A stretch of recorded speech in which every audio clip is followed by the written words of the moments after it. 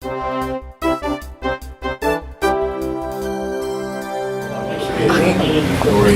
down. My shoes. I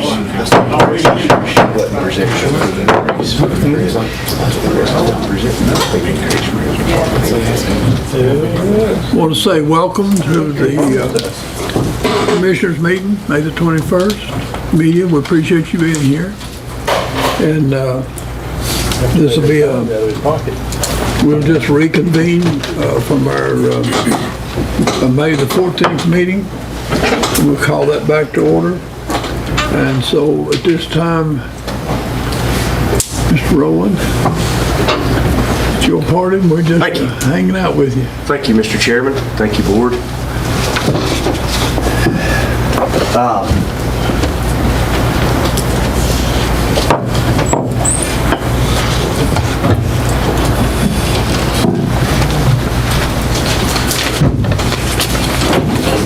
Appreciate you all.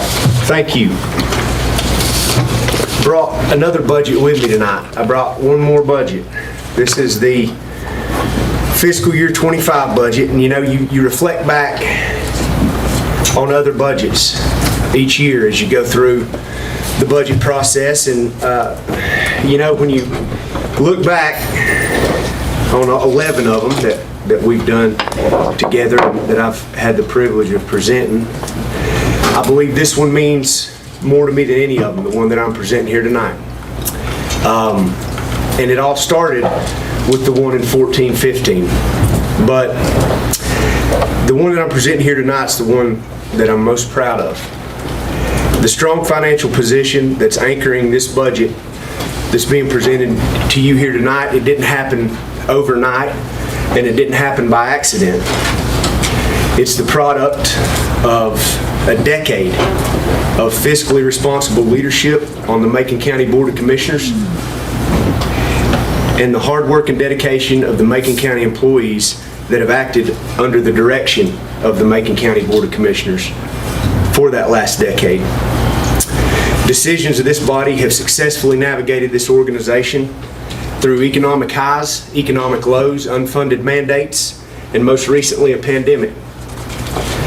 While these decisions weren't always easy, they weren't always popular, their cumulative effect has resulted in a financially strong, well-running organization that is positioned perfectly to lead this county into the future.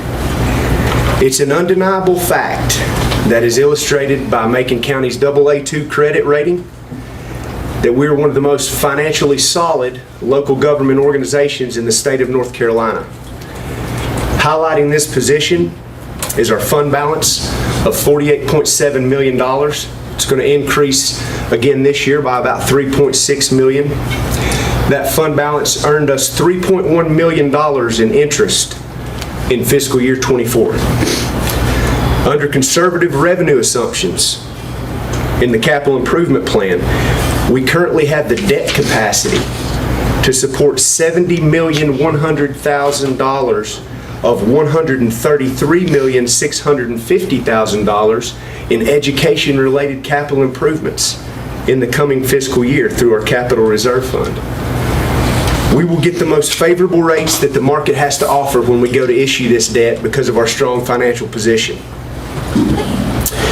What I'm saying is that the most significant year of capital expenditures in the history of Macon County is able to be accomplished with no increase to the ad valorem tax rate, without maxing out the county's debt capacity that's currently at $22.4 million, and our fund balance will never fall below $25 million.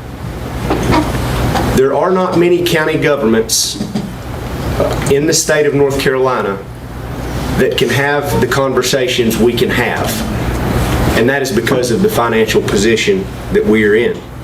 But again, it didn't happen overnight. Looking back to this, it's coming apart at the seams now, but looking back to 2015, in this budget right here, this was the first revaluation of property that had occurred in Macon County since the recession in 2008. We had postponed to do an octennial, so we were 8 years past the recession. It wasn't every 4. We had it at 8 at that time. The following year, that revaluation would result in a 19% decline in our tax base, where last revaluation we saw a 51% increase. Well, the fiscal year 15 revaluation, we were looking down the barrel at a 19% decrease in property value across the county. So what that meant was in fiscal year 16, we had to take that tax rate from 0.279 to 0.349 per $100 of assessed value. At this time, the fund balance was around $16 million. We had about $44 million, double what we have today, in outstanding debt. Annual capital outlay to the Macon County school system was $99,000 a year. A Franklin High School at this time was far more of a dream than a reality. We didn't even have a capital improvement plan at this time. We had just got done conducting a pay study in the following year. That part of it was implemented that year, but in 2015, in this budget right here, we couldn't implement the remainder of that pay study because we had a health insurance fund that was losing $818,000 a year.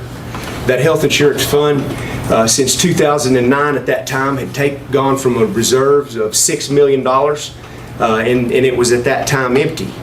So we had to make changes to our health insurance plan. Every bit of additional revenue that we had coming in had to go towards that health insurance plan and keeping it solvent. At $45 million, the fiscal year 15 budget represented a budget that was $1.9 million less than the budget prior to it. Of course, we left contributions to the school system flat this year at $7.3 million, and rather than a cost of living adjustment, county employees were given 16 hours annual leave. So that was a decade ago. That was 10 years ago. But over the course of that, annual budgets that have been discussed and implemented, approved at this level, and implemented across our organization, while they've all been unique, they've all been accompanied by their own set of challenges. They have all been similar in one aspect, and that is that they've been grounded in fiscal responsibility. Year in and year out, through economic highs and economic lows, as I've said, we've consistently delivered high-quality public services to the citizens of Macon County. Never exceeded the third lowest tax rate in the state during this time. Over the course of this, we've corrected a health insurance fund. Today, county employee contributions to the health insurance fund, what a county employee pays for their health insurance, has not increased in 5 years. There's $1.2 million in that health insurance fund today. And that is because of the people that have implemented this budget. The hardworking county employees. That health insurance committee, it was made up of county employees that developed the plan to bring us out of the hole on that health insurance. 2 pay studies have been conducted in-house during this decade. These have been conducted by county employees, and they were implemented in full. Our vacancy rate following the implementation of the last pay study in 2021, the vacancy rate of this organization dropped by 72%. We've increased funding to education, we've built new facilities, we've renovated old facilities, our reserves have grown by 50%, and our debt has decreased by 50%.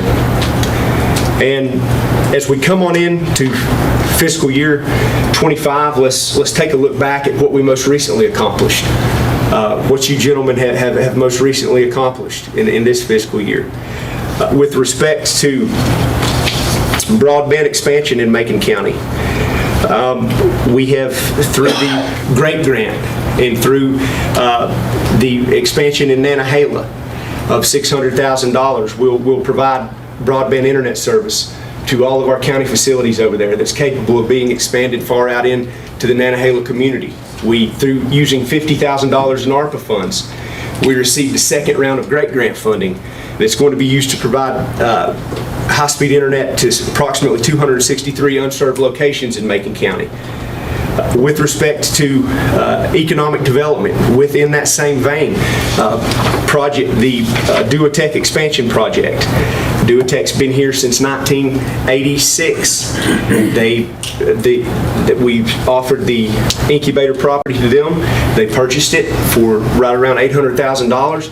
They're planning a $6.5 million expansion of their aerospace defense business, and they're going to bring on 95 jobs at an average salary of $82,144 a year in economic development.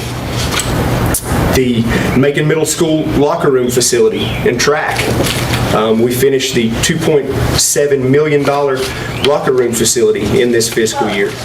We just approved the bid for a $930,000 track at Macon Middle School campus. Southwestern Community College, we're going to leverage $5.5 million of capital improvements at Southwestern Community College following a $3 million investment by this Board of Commissioners. That's going to be a fire safety training facility. It's about a $4 million project, $2.6 million county funded, $1.4 million state funded.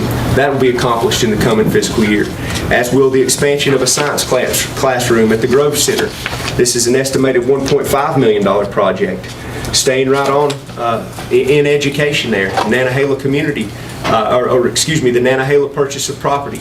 $90,000. We were able to purchase that this year, where we'll begin to upgrade that wastewater treatment plant that has been 20 years in the making.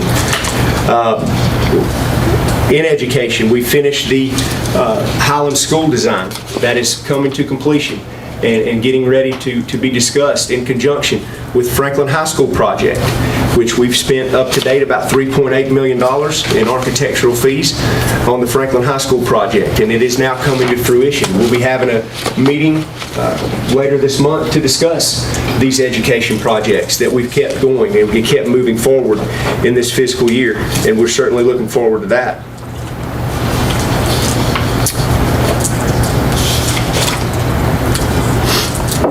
So as we get to fiscal year 25, this budget, just like fiscal year 14-15, it'll have challenges, but we'll be able to overcome those challenges.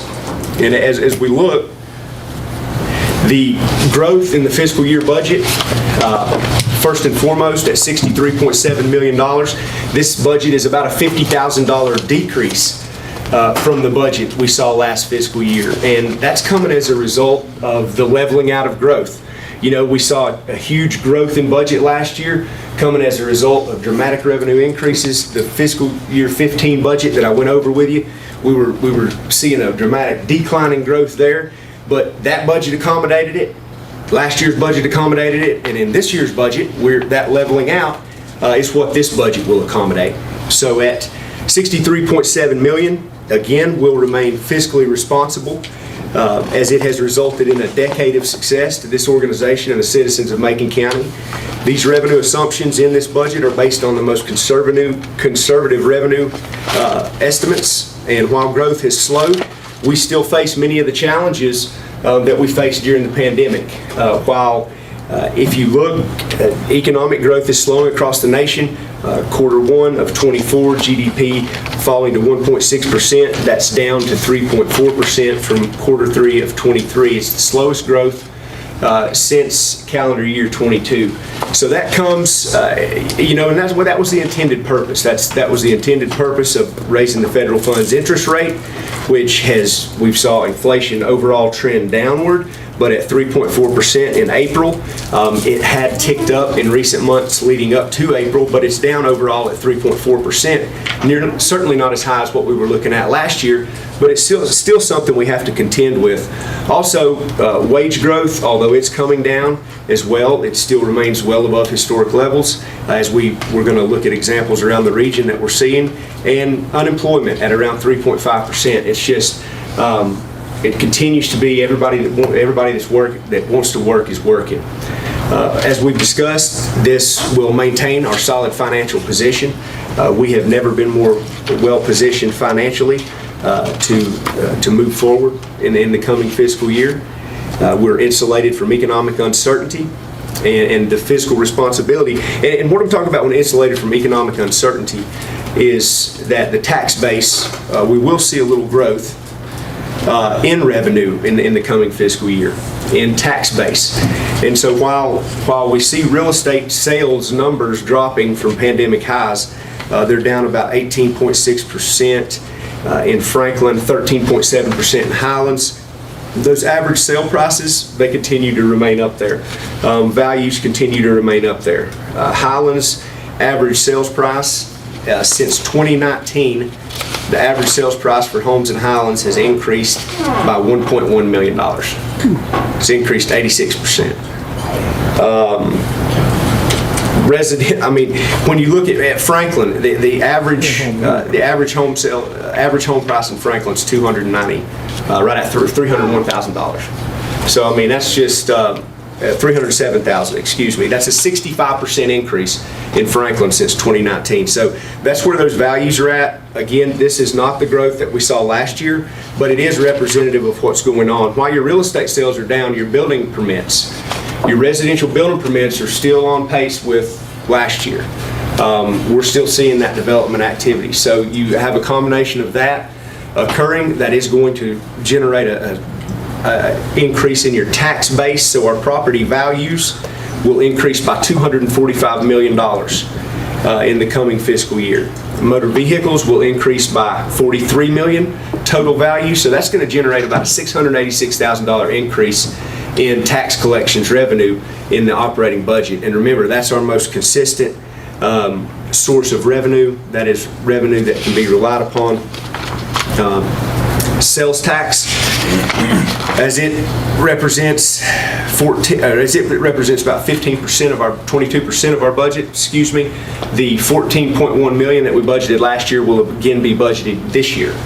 And this will be the second year that we have not budgeted for growth in sales tax revenues. At the time that we were presenting the budget last year, sales tax revenues were 15% above prior year actuals. This year, they're 1.7% below prior year actuals. So while, certainly going back to the premise that every budget's been based on the conservative revenue principles, we're not worried about this. We're fine. This revenue's representative of no growth, and no growth's what we're seeing. So we basically planned for what we're seeing here with respect to sales tax.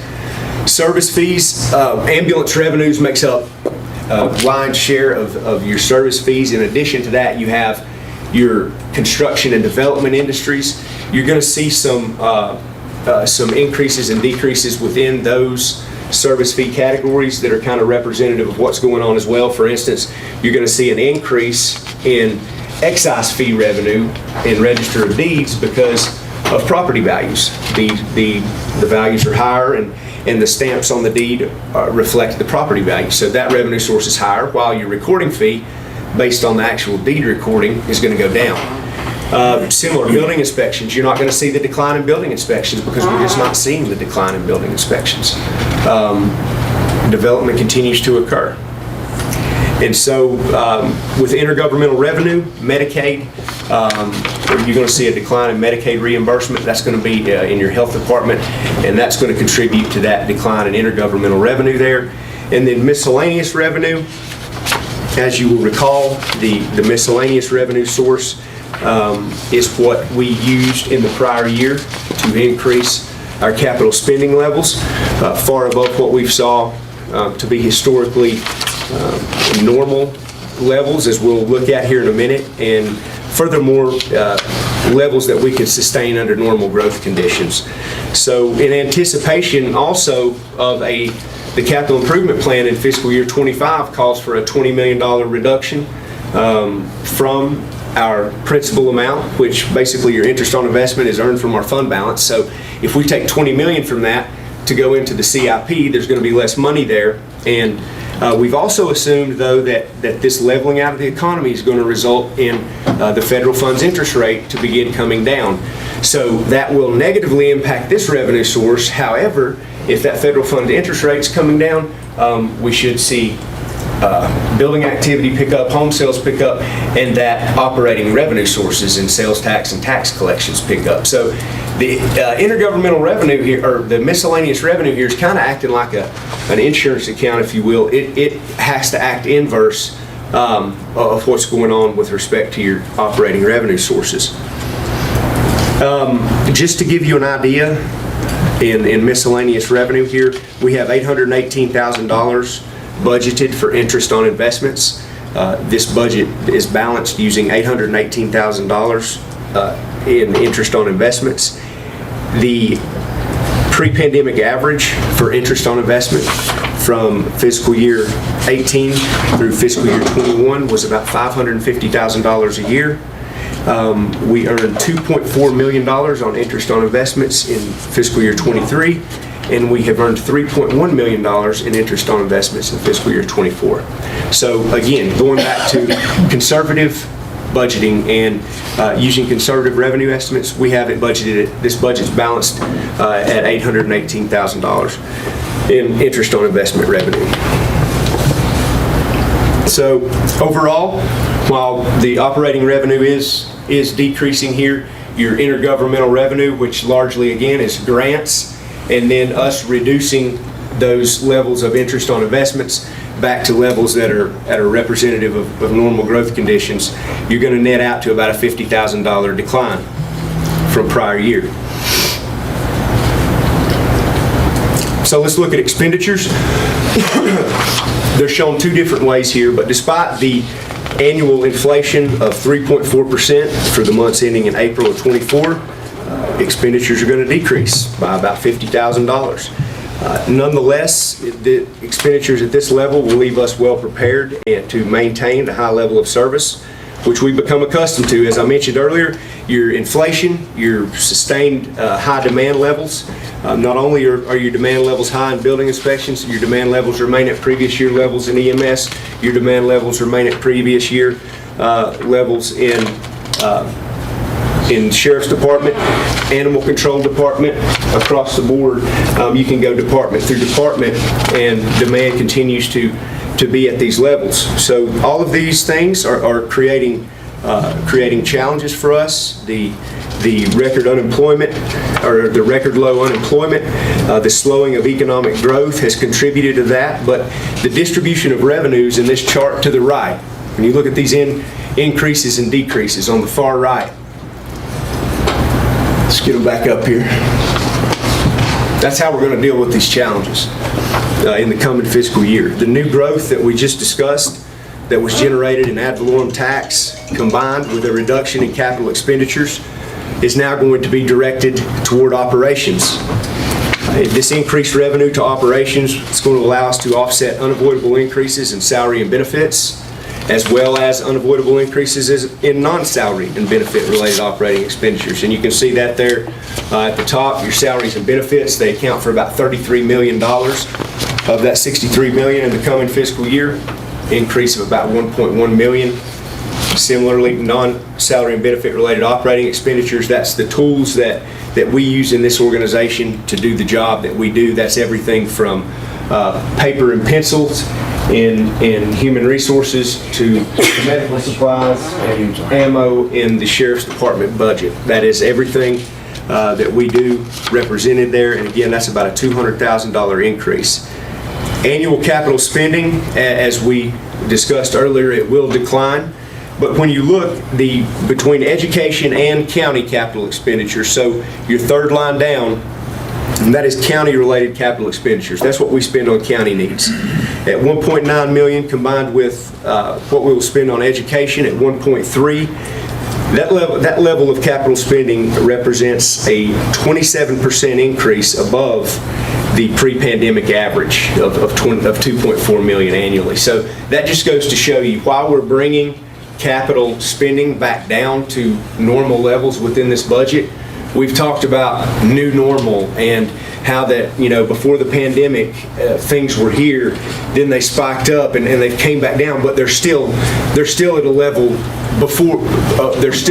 well above they were before pre-pandemic. So this new level of capital expenditures here is representative of what we're seeing here in the county. We're going to be able to accomplish a lot with that.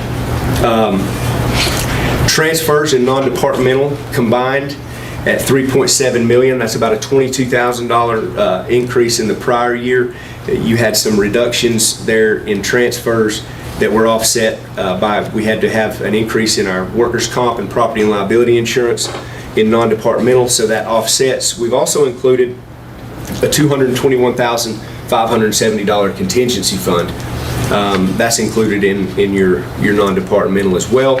Special appropriations, slight increase. We gave $50,000 to the Fair Association they had came before us, and we, in the current fiscal year, and we told them we'd give them $50,000, put it in their budget. They needed to make some improvements there. So we have included that. The pie chart here, and we'll talk about education separately. The pie chart here, it's in your budget book. It just illustrates the functions and how the expenditures are spread out. Public safety at 30%, of course, is the majority of the funds we spend here. Education, 19%. Human services, they're at $14.2 million. You got to remember, only $6.6 million of that's represented in county money. The rest of it is your intergovernmental revenue is reflected there in human services. Same with transit, transportation there at $1.5 million. That's only reflective of $304,000 in county funding. So as we look at expenditures overall, the education operations expenditure level here, that represents an increase of about $300,000 to education. We will increase funding to education for the second year in a row, both to Macon County School System and to Southwestern Community College. Prior to last year, operational funding hadn't been increased to Macon County Schools since fiscal year 20. We will, capital will remain, annual capital expenditures for public education will remain largely at current year levels. So moving along, when you look at specific expenditures to Macon County, we've removed education from it and talk a little bit specifically about the county budget.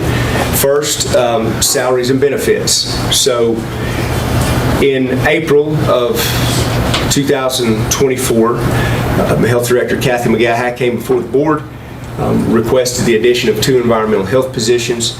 The board honored that request at that time. The board also honored, or did not honor, but indicated that to work with management to add that request to the 24 budget. We have done that. Since that time, Ms. McGaha later returned in May and reported that through new leadership, they were able to hire the interim director over there. That position had been vacant for months. That under new leadership, combined with some best management practices, that department was able to implement following some conversations and discussions with Jackson County. They were able to reduce what was then a 6-week backlog to 6 permits. I think Ms. McGaha said at that meeting in May.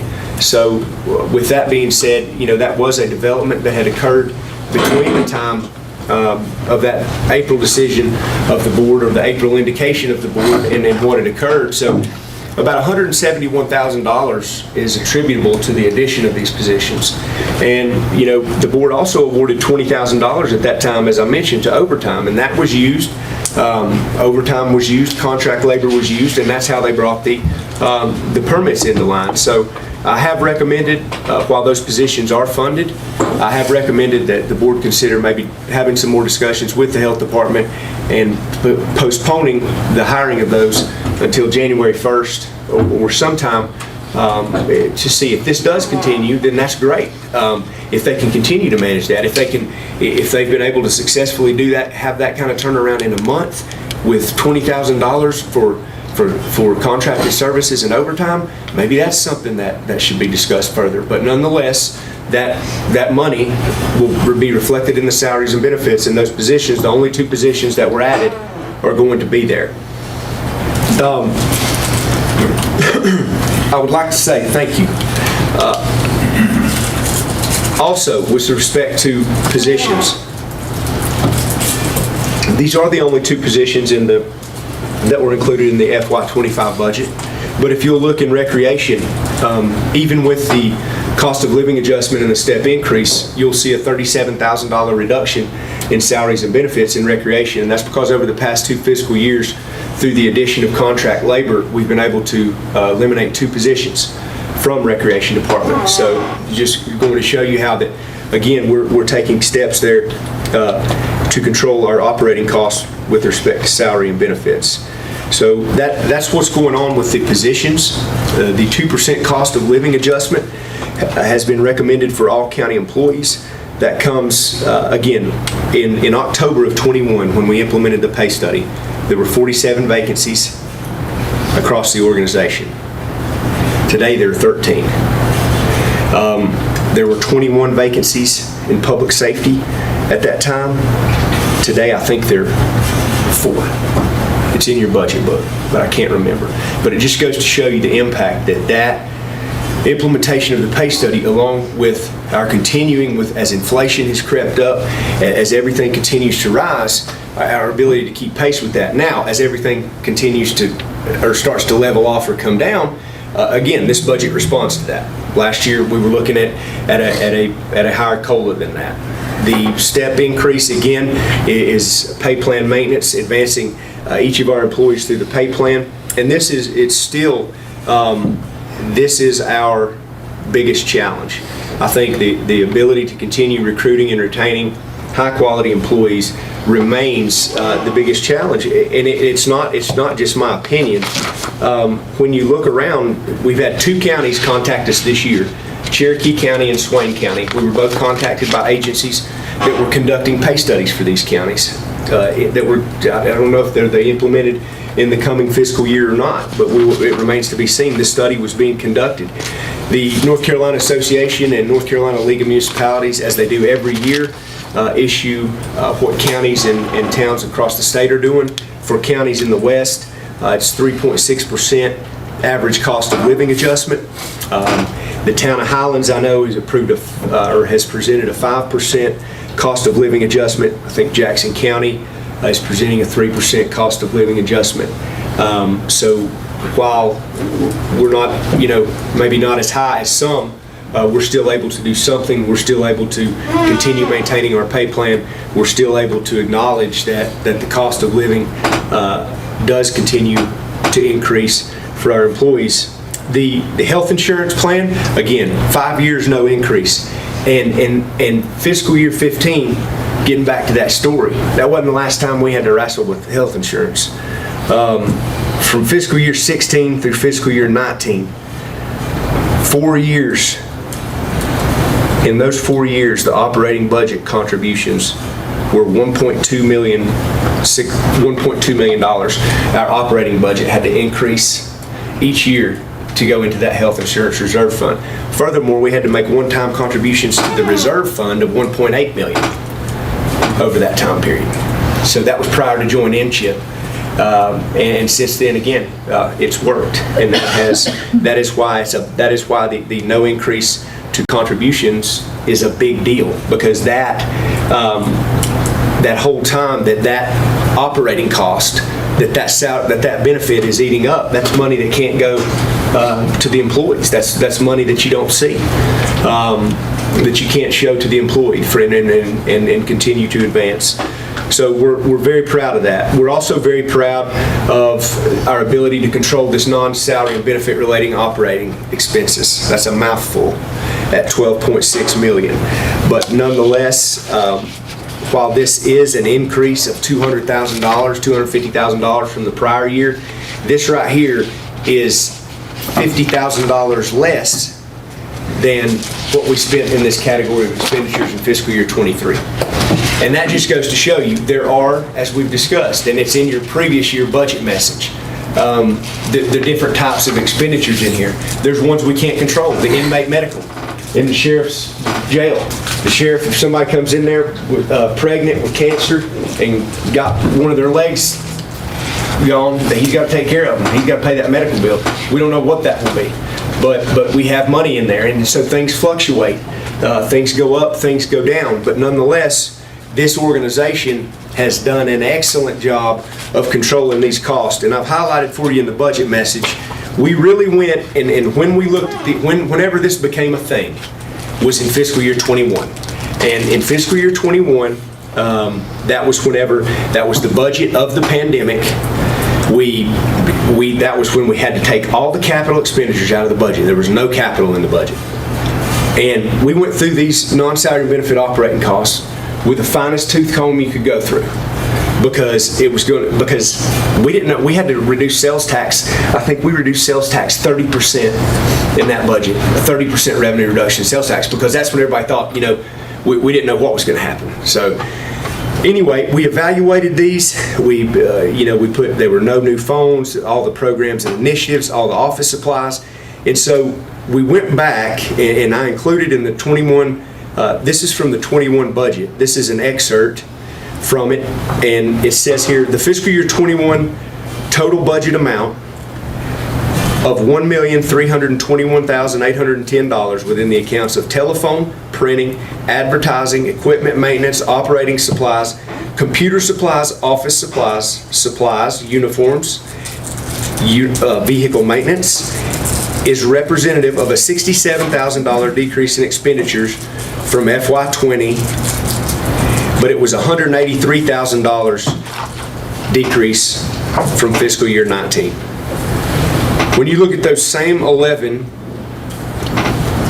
line items today that were 1.3 million when we went through them with a fine-tooth comb in 21, today they total 1.4 million. And then they were 1.32 in 21, they're 1.4 today. The total for those same across the whole organization. That's a 6% increase. During the same time, cumulative inflation is approximately 16.5%.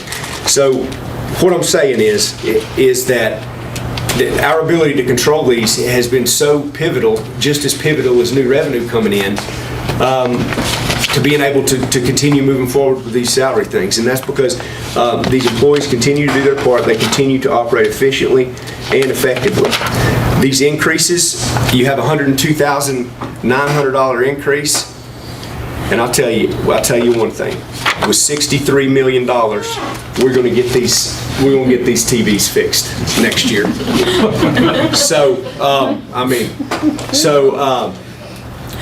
Anyway.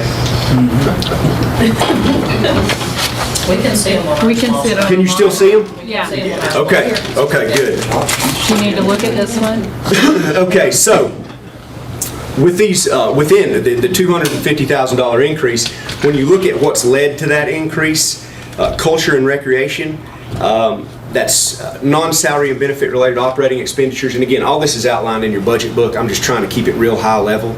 For the recreation function, that's about $2.1 million in expenditures. That's an $81,000 of that is an increase to Fontana Regional Library in the coming fiscal year as the Nantahala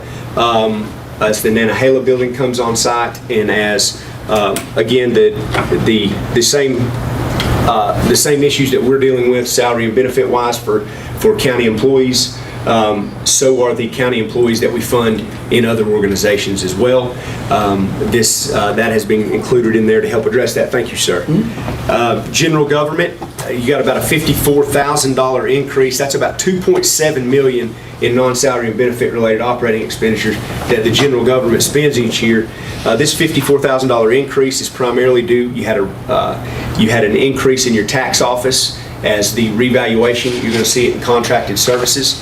That works on a cycle. As the revaluation of 27 gets closer, our contract increases gradually as we come into the revaluation year. In addition, you're going to see in the building and grounds department about a $13,000 increase, and that's across the board utilities. That's for electricity, water, sewer, natural gas. So you'll see that increase there. Other than that, everything stayed pretty consistent. I think there's 11 orgs in the general government function altogether, 11 different departments, and I think the average non-salary and benefit relating operating increase across all those was $1,300. So again, holding the line on those. Public safety had a $57,000 increase, but $66,000 of that is for the, we're going to start storing the body camera footage on the cloud-based storage rather than internally on our storage. A server cost about $270,000 versus this $66,000 that will be in the courthouse security budget this year. A lot of that is upfront initial cost and will go away next year. So, you know what, there again, that's one of those costs. While it's reflected this year, you'll actually see a decrease from it next year. So we've been able to hold the line with respect to non-salary and benefit related operating expenditures. Capital, you have a 3.65 million total. Again, about 1.9 million of that is representative of annual capital outlay for county needs. You can see here how that stacks up. Fiscal year 25, That, of course, is at the top. And you can see through the years, going back all the way to fiscal year 18, when we talk about that new normal and what happened during the pandemic, it's all illustrated in every graph you show. You can see we were able to substantially increase our capital expenditures in fiscal year 24, and now we're bringing them back down to a level that, while is a decline from 24, still remains well above anything that we've ever known as normal here. So again, representative of a new level of normal. Across the functions, you're going to see about a $628,000 decrease in general government. That if you'll remember, last year we had a lot of those major IT equipment upgrades that we had to do with our backbone to our IT infrastructure. You're going to see a $604,000 reduction in human services capital. That is because the molar roller that we replaced in fiscal year 24 was about an $860,000 expenditure. Is not going to be there this year. Transit, we purchased 6 vehicles in 24. We'll only be purchasing 3 in this year, resulting in about a $293,000 decline in the transit function. Nonetheless, the pre-pandemic average of $1.5 million, when you look at annual capital expenditures for county at 1.9, again, I'm just going to say far and above. And we're still going to be doing some things. We talked about the reductions there, but this includes AutoCAD software for the mapping department. It includes emergency vehicles for our sheriff's department. It includes ambulances. It includes defibrillators. It includes new software in the tax office. It's a pictometry flight coming up in this fiscal year. You'll see that reflected in your tax office budget. I think to the tune of about $176,000. Be an increase in tax assessment there that will allow us. This year we will fly for the whole county in 3-inch imagery. That is a significant upgrade from the 6-inch imagery that we've flown it with in the past. And I know the tax office is very excited about that.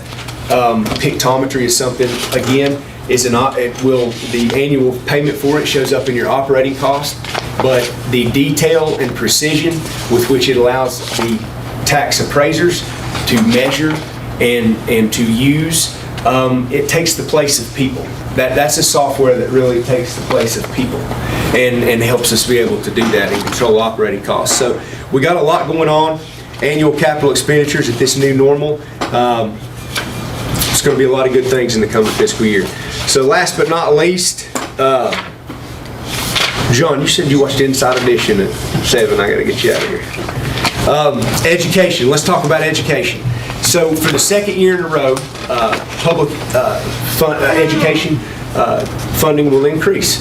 It's increased to operations. It's increased 17% in the last 2 years under the watch of this board, which I think highlights this board's commitment to public education. This will go toward funding a 3% raise for all the county-funded employees that we fund in the school system. The school system's initial request was $2.5 million. This included 26 new locally funded teaching positions. These were not recommended in this fiscal year budget, and that's simply because we talk about you see in the county budget how that the revenues leveled off, our expenditures leveled off, and so everything is at a level period right now. And this is, I think, for instance, currently we have 30 locally paid teaching positions. That's what the county covers. An addition of 19 teaching positions, that would constitute a 63% increase in the number of locally paid teaching positions. And I just feel like an increase of this magnitude is a new level of commitment based on our history of funding approximately 30 teaching positions a year to the school system. Again, these were teaching positions that had been hired with ESSER funds. It is my understanding that they were notified at the time they were hired that these positions would dissolve when the ESSER funding was gone. It will not. ESSER funding will be gone in the next fiscal year. So with that being said, the 19 teaching positions also were requested were 7 new mental health professionals at approximately $489,000. So those 19 teaching positions accounted for about $1.7 million of that request. The mental health positions accounted for about $489,000. There were 7 of those requested. And prior to the pandemic, local funding has never paid for mental health professionals working in the school system. And again, while this is very needed, nobody's disputing that. The enhanced level of service that this offers is undeniable. But the revenue conditions that we're currently in demand a flat level of service, and it is not within the revenue parameters of this budget without a tax increase to expand the scope of services, or to expand or to increase the commitment to services in these magnitudes. This would be starting a whole new program, again signaling that new level of commitment. And I just think that before I can include those in the recommended budget, I think that these levels of commitment are something that need to be agreed upon by the school board in Macon County. Nonetheless, the locally paid positions that we do support, we will support the 3% salary increase that the state of North Carolina is part of their biennium budget. That was 3% last year, another 3% this year. So we funded that. The Southwestern Community College, again, we have increased their funding $50,000 overall, and that's a 76% increase to the SEC budget in the past 2 years. So in closing, the fiscal year 25 recommended budget. It's probably the most important to me, like I said, because it's been a decade in the making. These county employees have worked their tails off, and they've controlled costs.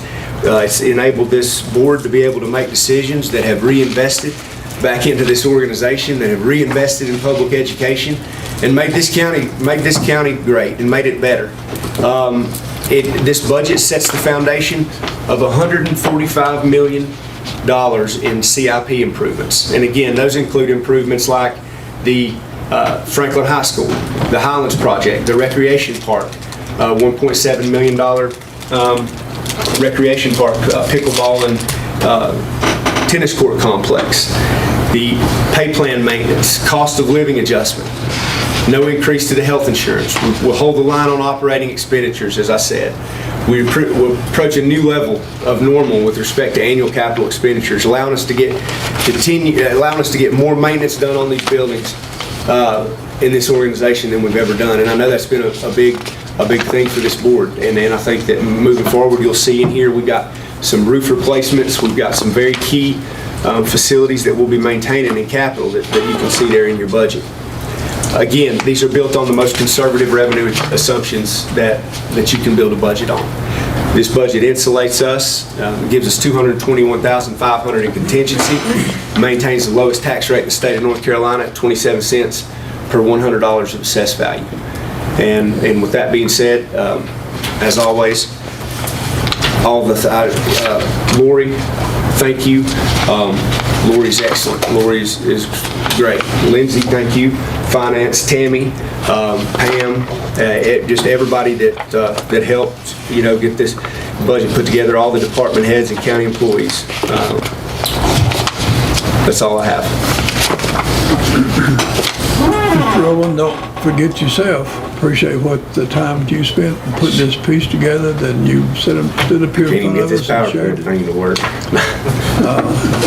But we appreciate what you do in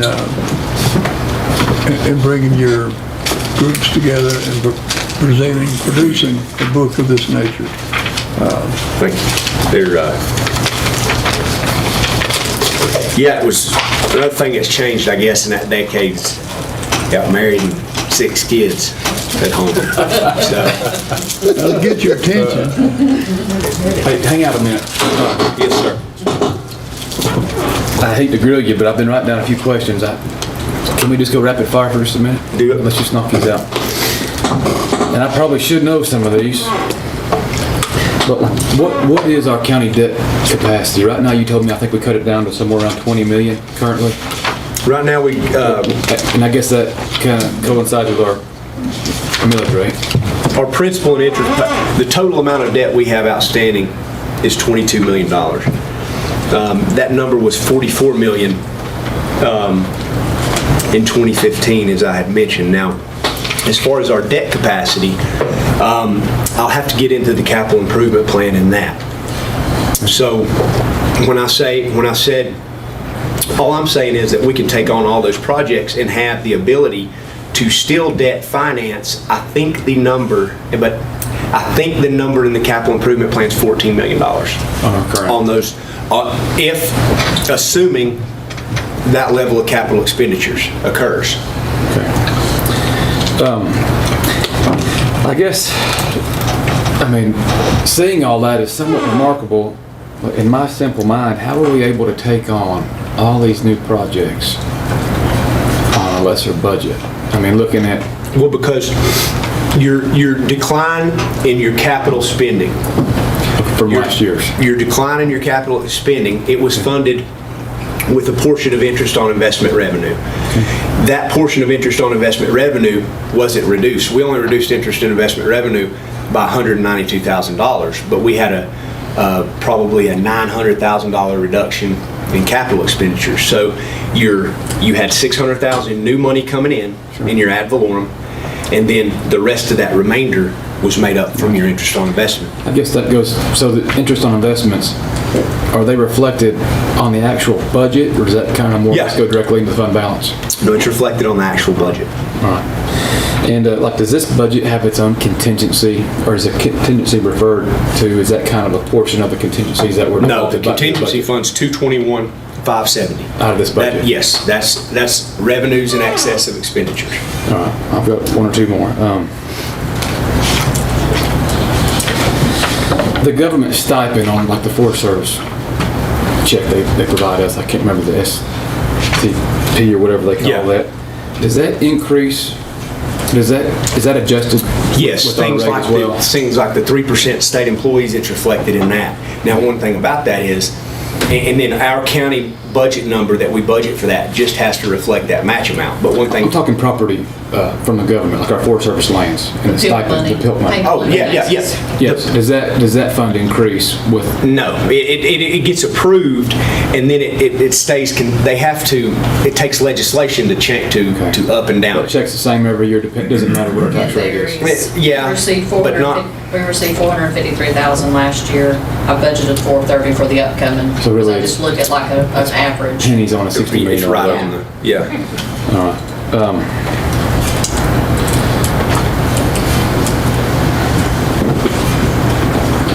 No, that's it. I think the direction of my last question about capital projects, I want to make sure some of the items Mr. Sherrill and I added to the Parks and Rec budget for some maintenance and some ongoing stuff are able to be funded, and to see their budget go down $37,000 with those additions, sounds like the contract labor is really paying off. It is, and that was, again, with respect to rec, that the reason their capital is at zero is because the CIP has the recreation park, the upgrades. So that is all planned for in that CIP, basically saying you're going to pay for it out of fund balance.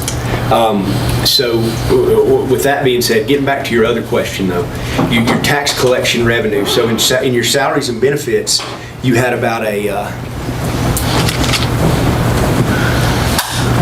$1.1 million increase in salary and benefits there, and a $250,000 increase in non-salary and benefits.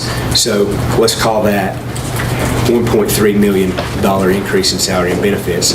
Now, of course, that's operating budget. That's operating costs that are going to be there. So, within that realm. So $919,000, of course, does not equal, or right at $1 million, does not equal $1.3 million.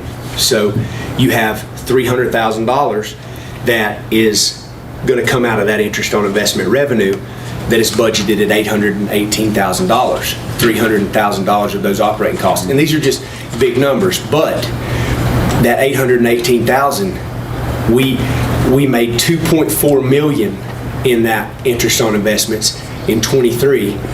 And again, we've only budgeted 818,000, so everything balanced. 2.4 million came in 23. 2.3 million came in 23. 3.1 million has came in 24. And as long as the economy stays like it is right now or goes down, interest on investment revenue is going to stay where it is or go up. But the minute that this revenue source starts going down, that means your rates are coming down. Your federal funds interest rates coming down, and that means your operating expenditures, that means your operating revenues are going to go back up. But even though, keep in mind that 300,000, again, we talked about last year how that you don't want to put operating expenses, but that 300,000, the pre-pandemic average for interest on investments is $500,000 a year. Well able to support that 300,000, but it doesn't happen like that. As your operating expenditure, as your operating revenues goes up, and your rate comes down, and this interest on investment revenue goes down, these other revenue sources are going to be going up. So and there again, with respect to capital projects, going back to that interest on investments, we're budgeted $818,000. You could budget that at 2.8. If you wanted to.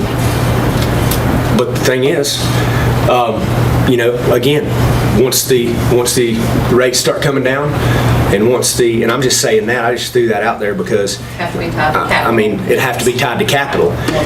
But I mean, that's how safe this budget is. That's how secure this budget is. Thank you. Yes, sir. Thank you. Anything be added to the agenda that if you conclude yours, I see Mr. Stahl sitting here and I see. Yes, Chris is going to come up. He's going to discuss the enterprise fund. You've got that in your budget book as well. And when you get through, then we'll. So if there is no more questions, Chris looks a little surprised back there. I didn't know you were presenting, Chris.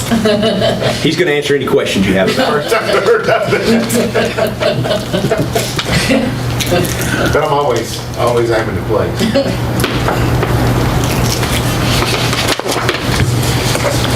Just rolling you through. Thank you. Appreciate you. Thank you, Derek. We need to add Mr. Stahl to the agenda, or are we just bringing him up? Other business. But we don't. It's on there. It is.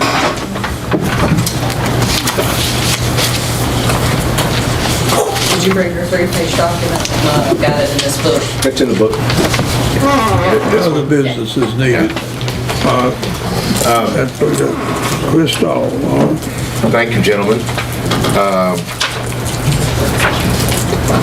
It'll soon be obvious, if you haven't read ahead, how I come to be at the podium tonight.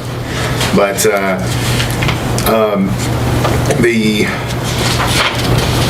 in your budget package, I'm assuming. Okay. Derek's budget. Behind Derek's, you'll find the 3-page. solid waste enterprise fund budget, a narrative. I tried to keep the narrative succinct. I have been cast as one to pontificate for quite some time, and I really wanted to keep it short and straightforward, and very, very clear as to what I was presenting, because this is kind of where we're at. I didn't see any reason to waste your time sugarcoating it or pie in the sky. The enterprise fund, we will be looking for a $12 increase to the availability fee. That's for every improved property, residential and commercial, throughout the county. That represents an increase in revenue of $330,000. If you look on the second page of, there's a little table there on the second page of my narrative that spells out where that $12 is needed.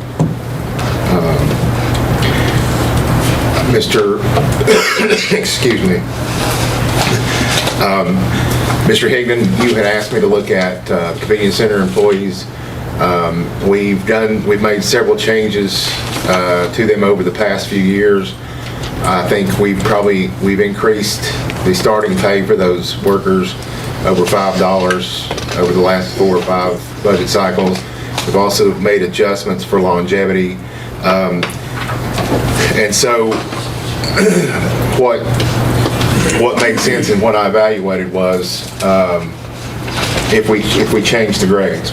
As these folks are the only employees that don't have a full-time equivalent, they didn't have a pay grade. And so when we as we've gone through this process, we set them at a grade 17, with leads being a grade 18. And so this increase takes them from a grade 17 to 18, and then the leads from an 18 to a 19. So that's a 5% increase plus the COLA that would happen for all the other employees. And it turns out, it's any grade increase is about $1 availability fee. The second one is the full-time staff with the COLA and STEP that Derek presented with his budget for the solid waste part for the enterprise fund to pay for that is a $2.68 needed on the availability fee. Item 3 is a frustration for me. The state imposed some new testing requirements for PFAS, the forever chemicals that are the latest thing that's going to kill us all. And so that increased my semi-annual drinking water monitoring costs almost $70,000, which is almost 100% increase. And that represents another $2.50 to cover that cost. And finally, excuse me, in an attempt to keep the budget down, well, I try to every year, but we just had a incredible year for breakdowns this year. I think in every department. We wind up having to replace 2 road tractors.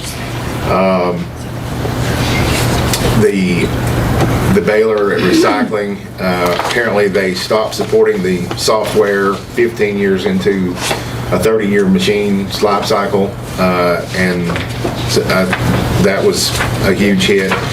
At any rate, we've had to move throughout this year to keep our budget going. We've had to cancel or postpone capital projects and move that money into operating to get through the year. And while Lori lets me get away with reacting to these things with capital money, she's not going to let me budget operating with capital money.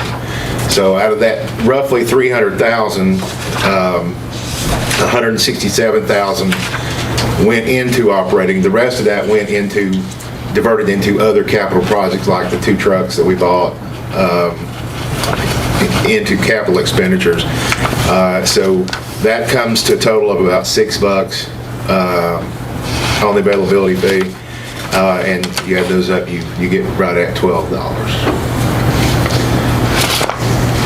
So I'm happy to answer questions or let y'all process and answer questions when you have them, or whatever you would like. When you use the term center lead workers, can you define that? Yeah, so with a couple of exceptions, each center has a lead worker. That person's responsible for making sure that the timesheets get in, to make sure that the schedule is covered, or if there's a problem with the schedule, communicate to the recycling coordinator to make sure we get it covered. So they have some extra duties on top of The regular duties. yes.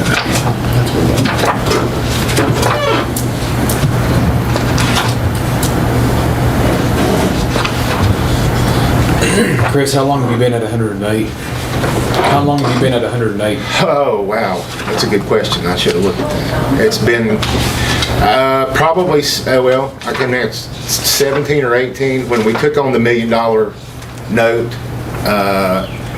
And that would have been, I guess, 17 because it'll run out in 26. 2016. We talk about your loan to build Yeah. the sale. That was 2016.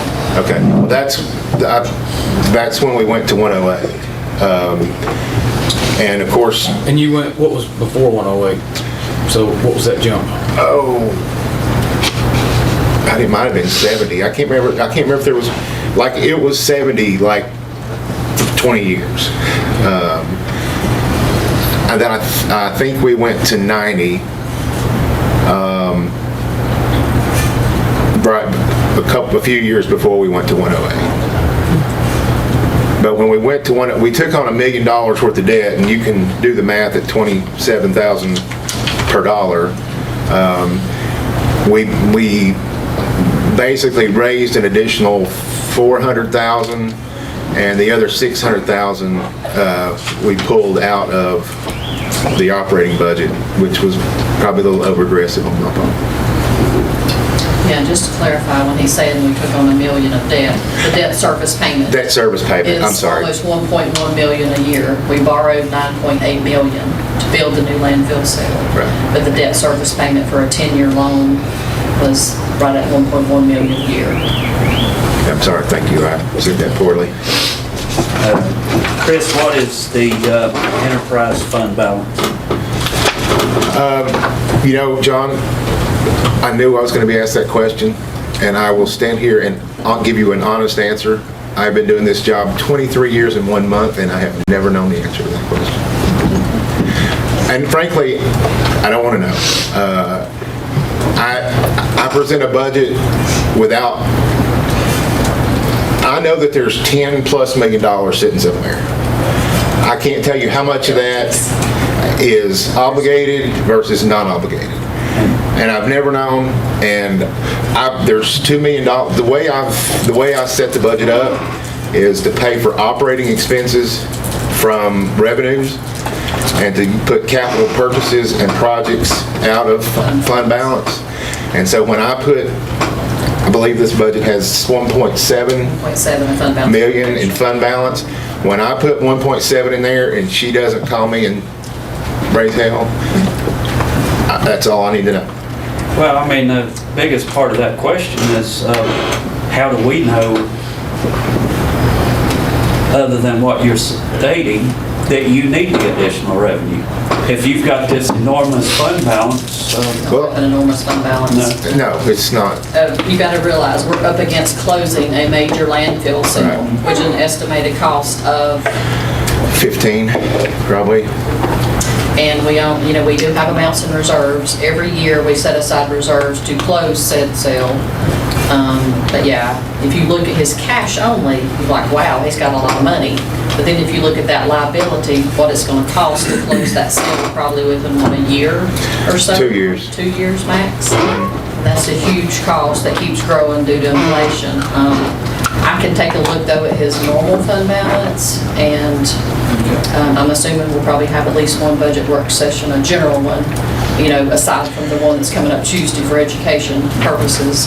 But I'll be glad to take a look at that. And To your question, John, give you a number. if I had it's kind of like the same with the general fund. If I had a higher fund balance, I still would not want to use that for recurring operating No, expenses. not at all. And frankly, anything that I do have is probably going to get eaten up in what inflation has done to my closure cost estimates. I think they were out doing the surveying today, so we'll have an updated estimates coming here shortly. But based on what we're seeing in construction cost for this type of work, anything that I have that I can let go of is probably going to have to supplement my obligated funds, because there's probably not going to be enough there. Even though, thank God, we have funded it to the best of our estimates.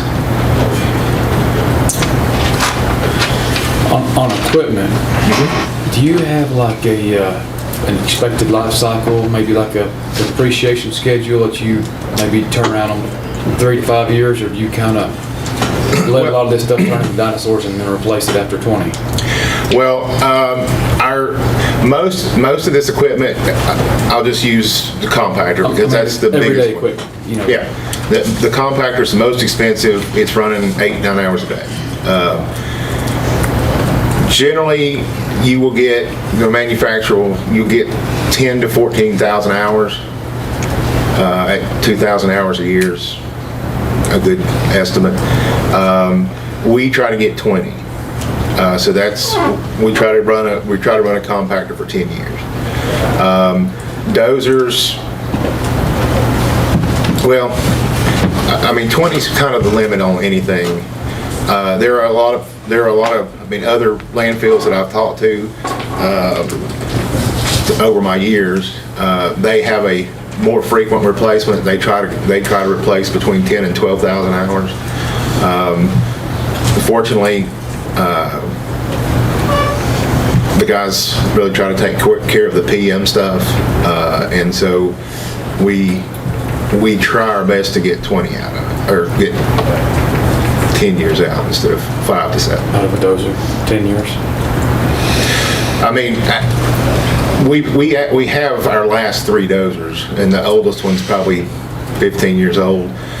So they kind of step down in importance, you know, the one we're using every day versus the one that's there when this one's down.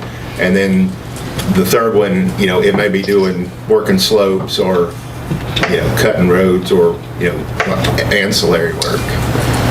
And then whatever we have older than that goes to the gov deals or whatever we do with it. So.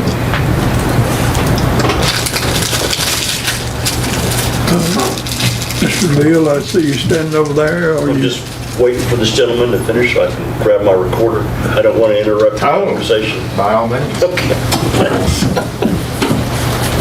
Excuse me, I'm sorry. No problem. Thanks.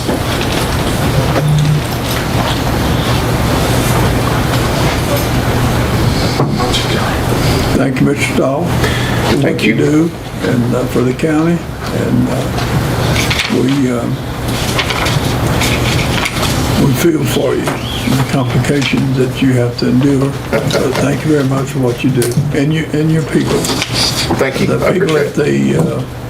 that's why I was wanting to know about what that center lead worker, because a lot of times when some of us, we drive through there's always a person wants to talk to us about retiring and things. Oh, Jesus. You go to Holly Springs, do you? No, I'll go to Carson. It's on that end too. Yeah. He's our most reliable fill-in, but there are things you have to get with that, so sorry about that. If it helps, I have that exact same conversation every 2 years with the same person, so. Good. At least they're interested in still communicating with you. That's it. That's it. Thank you, Mr. Stahl, Thank for you. your time. Thank you, Chris.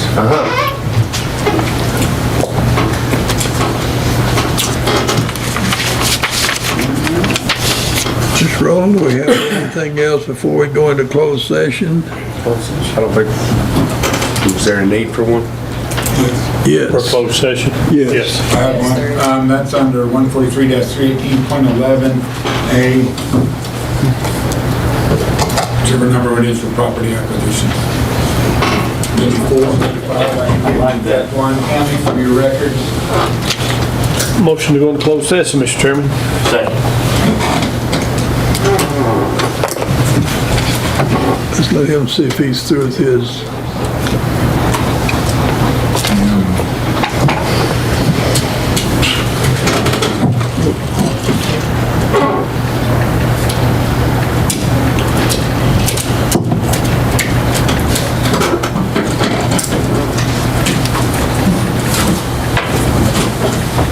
Mr. Right now, you want us to go ahead into or to hang with you?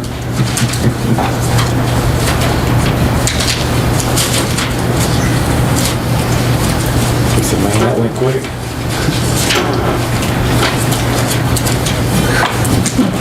amend the record.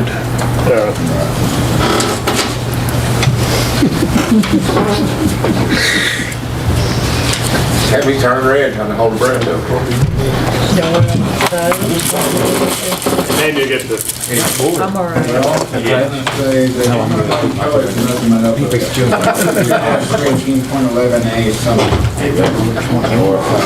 That's okay.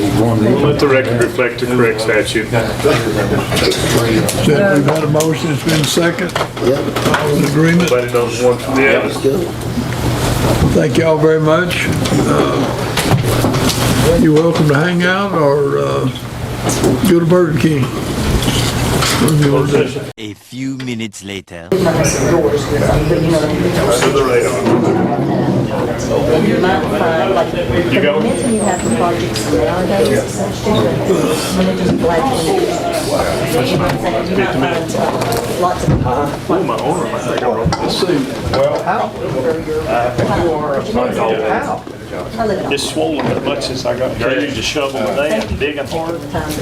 So we need a motion to recess. No action taken, and we're making.